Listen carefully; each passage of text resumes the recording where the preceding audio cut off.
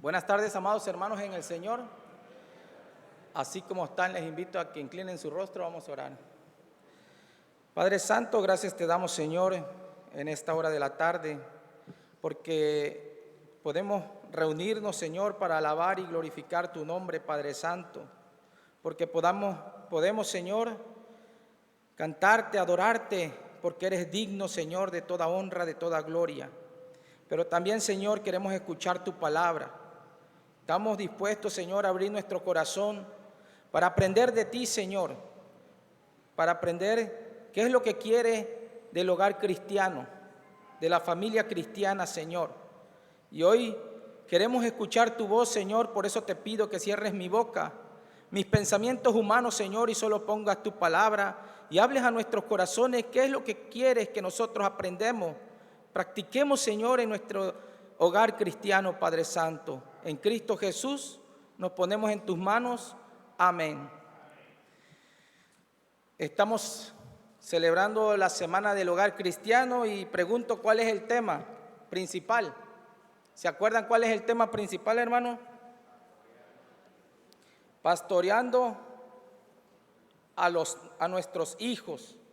Y ayer estábamos viendo pastoreando por medio de la comunicación. Hoy vamos a ver el tema pastoreando por medio de las relaciones. Y como introducción, hermanos, vivimos en un mundo donde vivimos quebrantados por el pecado. Las relaciones que vivía y que tenía el primer hombre al inicio antes del pecado, dice que fue corroída. Ya no estamos con esa confianza cuando Dios bajaba y hablaba con el hombre, cuando Dios hablaba con la mujer, cuando esta familia tenía una comunicación directa con el Señor, una comunicación directa con la persona, una comunicación directa con la creación, con la mayordomía de la creación. Era una comunicación perfecta, pero debido al pecado, esta comunicación se rompe, ¿sí? Se corrompe. Ya no hay relación siervo-Dios, ya no hay custodio prójimo, ya no hay una relación con la naturaleza. Se rompe. El pecado, dice, distorsionó toda clase de relación, incluyendo las relaciones familiares. Y eso nos damos cuenta porque allá en Génesis, cuando Dios creó a Adán, y dice que de Adán sacó a Eva de la costilla. Y vean lo que dice el hombre. Dice, esto es, ¿qué cosa ahora?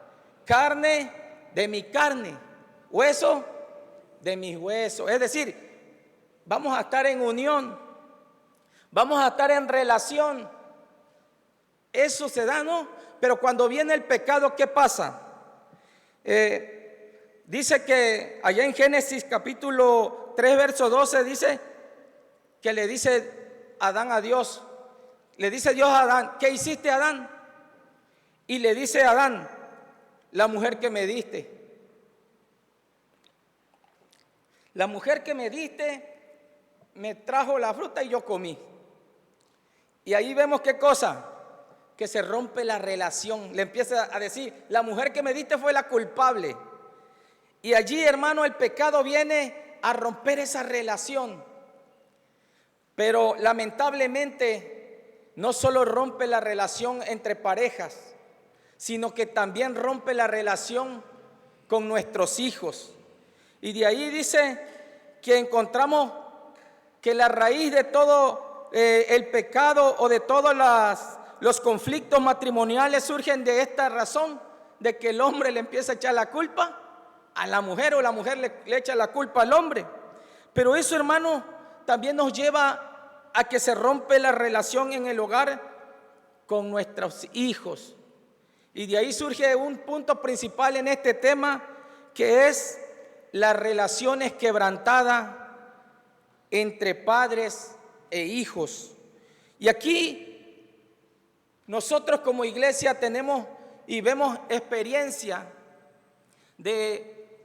conocemos cuántos hogares están padeciendo este problema, relaciones quebradas. Y nosotros lo conocemos porque a veces hasta en oración una madre dice: quiero que oren por mi hijo porque pues está viviendo drogadicción. Quiero que oren por mi hijo porque tiene problemas con su hermana. Quiero que oren por mis hijos porque tienen problemas con su padre. O padre, quiero que oren por mis hijos porque tiene problemas con su madre. Nosotros tenemos experiencia porque lo vemos. ¿Cuántos no sabemos de aquí que nuestros hijos están en problemas? En cada uno de los hogares hay relaciones quebradas en nuestra familia. En cada uno de las familias surge este problema. Y eso es algo del que no podemos ocultar. Algo que es una necesidad mirar y ver. Por lo tanto, Dios no nos deja solo, nos deja esta palabra. Y aquí en esta palabra vemos que nuestra familia no es la única que tiene problemas. Padres contra hijos no son los únicos. Aquí están escritos muchos casos. Y quiero ver rápidamente algunos de ellos. Y quiero llevarle a recordar uno, la vida de Noé y sus hijos. Noé, recordamos que cuando Noé sale del arca, dice que empieza a labrar la tierra, empieza a trabajar y dice que se embriaga. Noé cae desnudo, embriagado, y dice que uno de sus hijos mira su desnudez. Y allí empieza, en la familia, en la intimidad familiar, inician ese conflicto que trae consecuencias más adelante. ¿Sí? Y es allí, hermano, donde empieza el conflicto de que Noé empieza a maldecir a los hijos de Can, al que vio su desnudez, y le dice que van a ser esclavos de sus otros hermanos. Entonces, ese conflicto surge en medio de la familia, padre e hijos. Otro caso también es el de Abraham, cuando no podía tener hijos. Dice que se junta con Agar y viene Ismael. Desesperado él empieza y se junta con Agar y tienen a su hijo Ismael, pero Dios luego le hace que de Sara iba a tener también su hijo. ¿Y qué pasa? Dios manda a Isaac. Entonces, ese conflicto intrafamiliar también resulta que cuando ya está grande Ismael, cuando ya está grande Isaac, empiezan a pelear ¿qué cosa? La heredad. ¿Cuánto me toca a mí? ¿Cuánto le toca a él? Y ahí surge ese conflicto entre padres e hijos. Otro también, hermanos, es cuando Isaac también con Rebeca, dice que se embaraza Rebeca y tenía ¿qué cosa? Hijos gemelos. Y ahí nace otro conflicto entre padres e hijos. ¿Cuál era el conflicto ahí? Dice que cada uno, como eran gemelos, cada uno tenía ¿qué cosa? Su preferido. Dice que Isaac prefería a Esaú y Rebeca a Jacob. Esta preferencia dice que causó un conflicto en esta familia. Y a veces nosotros en nuestra familia también surgen esos conflictos. Tenemos nuestros preferidos. Y allí empieza el conflicto. Tápate los oídos, mami, no escuches esto. De ahí empiezan los conflictos porque los padres tienen a su hijo preferido. Pero un caso muy especial también que podemos ver es cuando David y Absalón, este conflicto fue un poco más agudo en la vida de esta familia. David, que era un hombre conforme al corazón de Dios, un hombre guerrero, un hombre, dice que peleaba las batallas, era el rey de un pueblo, pero no había esa comunicación, esa relación con Absalón. ¿Y qué pasaba? No sé si porque David empezó a tener muchas mujeres, empezó a tener muchos hijos y no podía estar dándole el cariño o el amor a sus hijos porque también estaba en la guerra, estaba peleando en el reinado, viendo los asuntos del pueblo. No hubo tiempo quizá para tener una relación con su hijo, y su hijo empieza ¿a qué? A quererle quitar su trono al padre, y ahí empieza el conflicto. Amados hermanos, ¿qué nos enseña esto? Que si tú en tu familia tienes conflictos con tus hijos, no pienses que estás derrotado. Ánimo, no eres el único. En la Biblia están estos que he nombrado, pero hay mucho más que tuvieron conflicto con padres e hijos. No sé cuál sea el conflicto en tu hogar. Podrían ser conflictos de herencia, y están peleando una herencia entre hermanos. No sé qué conflicto haya entre padre e hijos, que el hijo quiere hacer una cosa y el padre no, pero diversas cosas nos pueden llevar a una relación quebrantada, a tener hijos preferidos, a poder tolerar a uno y a otro sí, a poder darle lo mejor a uno y al otro no darle, hacerlo a un lado. Esto, hermano, nos lleva a pensar en otra cosa, que es necesario que nosotros podamos tener relaciones significativas, que son una necesidad en nuestra vida como familia para poder pastorear a nuestros hijos. Y esa relación debe de llevar primero una cosa, una reacción que nos identifique a nosotros como padres en frente de nuestros hijos. Es decir, tenemos que ser un padre ejemplar, un padre modelo para nuestros hijos. Pero ¿cuándo vamos a hacer eso? ¿Podemos ponernos de ejemplo en este momento? Si tenemos problemas en nuestro hogar, hay un quebrantamiento entre nuestros hijos, no podemos ponernos como ejemplo, porque ya está destruido, ¿no? Ya hay conflicto entre padres e hijos. No podemos ser ejemplo. Entonces, ¿qué ejemplo vamos a seguir? ¿Sí? Jesucristo nos dejó un ejemplo. Jesucristo dijo: yo soy el buen pastor. El modelo pastoral de Jesús, a diferencia de los fariseos, dice que lleva una forma particular de pastorear al rebaño o a la iglesia a través de las relaciones significativas. Jesús mostraba aspectos prácticos en su vida al momento de estar con sus ovejas, al momento de pastorear. Y hoy nosotros tenemos que aprender ese modelo. Les invito a que abran su Biblia en San Juan capítulo 10, verso 3 al 5. Y vamos a ver cuál es esa característica del modelo que Jesús nos enseña cómo pastorear a nuestros hijos. San Juan capítulo 10, verso 3 al 5. Dice, a este abre el portero y las ovejas oyen su voz, y sus ovejas llaman por nombre y la saca.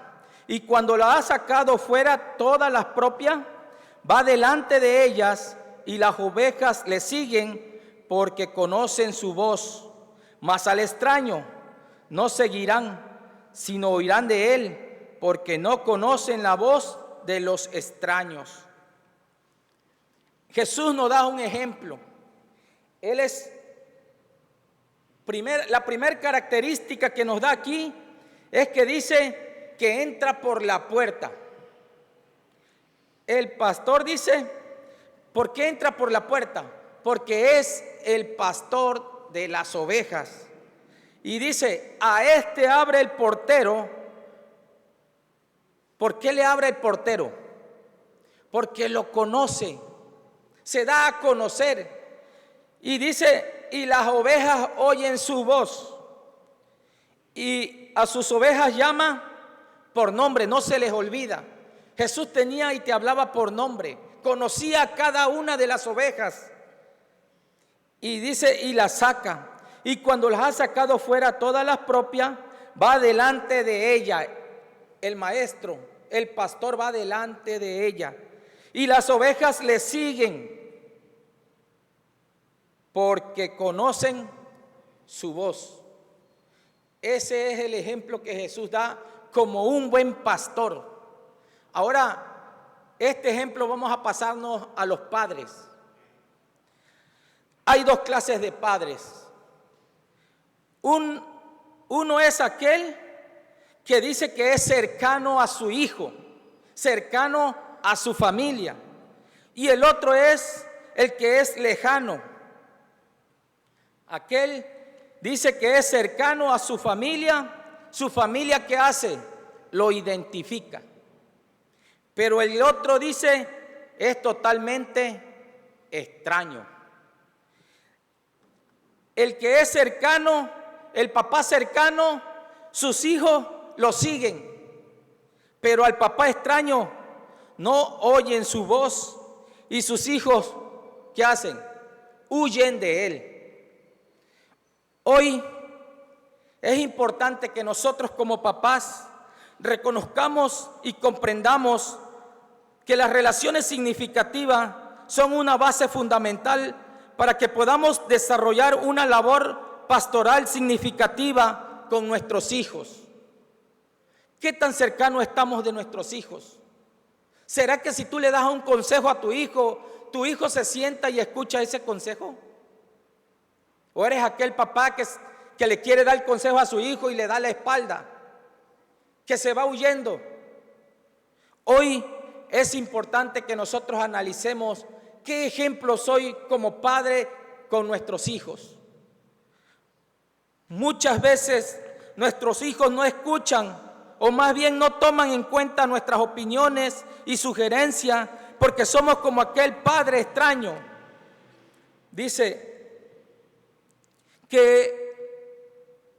que nunca ha estado con él en los momentos difíciles de su vida, en las circunstancias terribles que él ha pasado. Ese padre nunca está con sus hijos. Por eso dice que es difícil para nuestros hijos poder tomar una decisión, poder escuchar, porque muchas veces lo único que nos une a nuestros hijos es el techo, es la comida, es el apellido que tiene hijo de fulanito. Pero de que seamos unos padres que estemos ahí para él, eso no nos une. Eso no nos hace tener una buena relación con nuestros hijos. Eso hace que se rompa esa relación y que nuestros hijos escuchen la voz del mundo, la voz de las redes sociales, la voz de los maestros que inyectan y que enseñan cosas en contra de la Biblia. Aquellas voces que luchan por diferentes cosas que para ellos es lo correcto. En muchos momentos Jesús demostró empatía con todas sus ovejas. No fue ajeno a sus necesidades. Dice que no fue apático. Dice que no fue indiferente a las circunstancias que vivía cada una de ellas. Jesús cultivó esa relación cercana con cada oveja. Por eso pudo ser su pastor. Hoy, hermanos, nosotros tenemos que tener esas relaciones significativas con nuestros hijos. Porque en estos momentos que estamos viviendo están a nada, porque hasta en la misma iglesia rolan los mensajes. En los jóvenes a veces que en los intermedios se están mandando mensajes y uno se da cuenta. Y a veces nosotros no podemos hacer nada. Y si tú le dices algo, va y le dice al papá, el papá viene y lo vamos a ver más adelante. A veces dicen, nos atan de mano. Pero ¿quiénes son los que deben de estar al frente? ¿Quién tiene que tener esa relación con el hijo? Los padres. Y es momento, hermano, que hoy nosotros reflexionemos. ¿Cómo está tu relación en tu hogar? Las relaciones son significativas. ¿Eres como ese padre que está cerca de su hijo? ¿O eres el padre extraño? ¿Qué importancia tiene las relaciones significativas y qué beneficios hay cuando tenemos una buena relación con nuestros hijos? En primer lugar, dice que hay un pastoreo efectivo.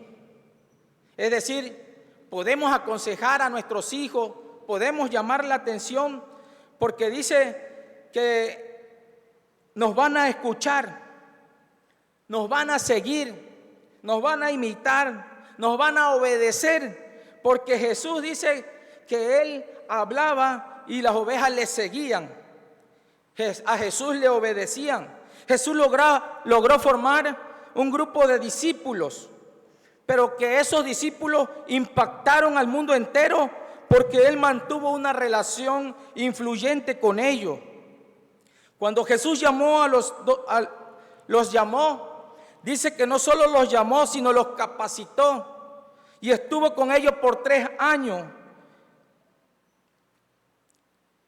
Y es de entender que no solo formó ese grupo, sino que también crearon vínculos fraternales. Cuando tú estás platicando con tus hijos y cuando tú dice que hay una relación afectiva, formas vínculo, hablas con tus hijos, le enseñas y tu hijo te escucha y te sigue, te obedece. Por lo tanto dice que es una comunicación efectiva y hay un beneficio, hay una fraternidad en esa relación.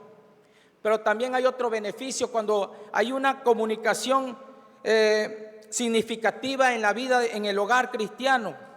Dice que las ovejas oyen su voz y le obedecen.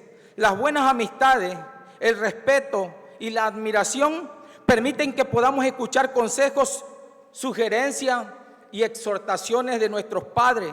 Y de nuestros hijos escucharán muchas veces